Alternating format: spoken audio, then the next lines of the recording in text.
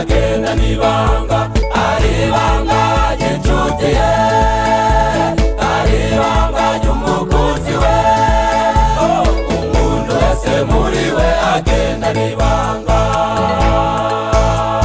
umuntu wese muri we agenda nibanga, ari ibanga ry'inshuti ye, ari ibanga ry'umukunzi we. Umuntu wese muri we agenda nibanga,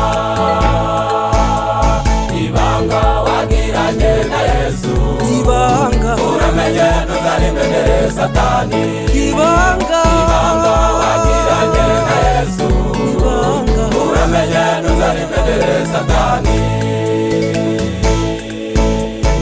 Yamigo wahize kuri Yorodani, utaziyandurisha inzoga n'itabi, ku mubiri wawe hari urusengero rw'Imana. Yamigo wahize kuri Yorodani, utaziyandurisha inzoga n'itabi, ku mubiri wawe hari urusengero rw'Imana. Ibanga wagiranye na Yesu, ibanga uramenye ntuzarimenere Satani, ibanga wagiranye na Yesu, ibanga uramenye ntuzarimenere Satani.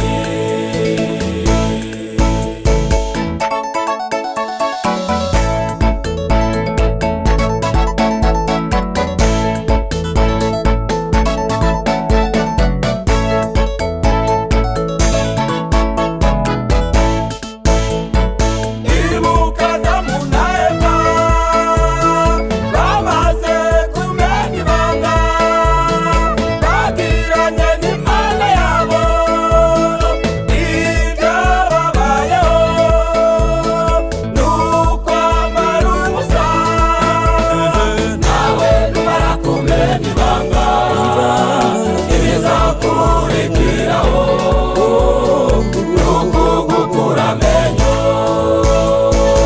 Ibuka Samusoni amaze kumenya ibanga, ibyamubayeho n'ukunogorwa amaso.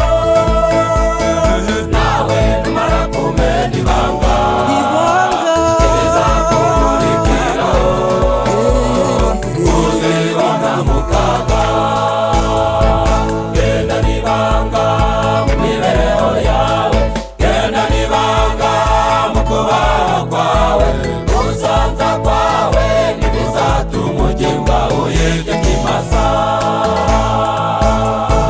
Genda nibanga mu mibereho genda yawe, nibanga genda nibanga mu kubaho kwawe, gusanza kwawe ntibizatuma inzoga uyita gatobe.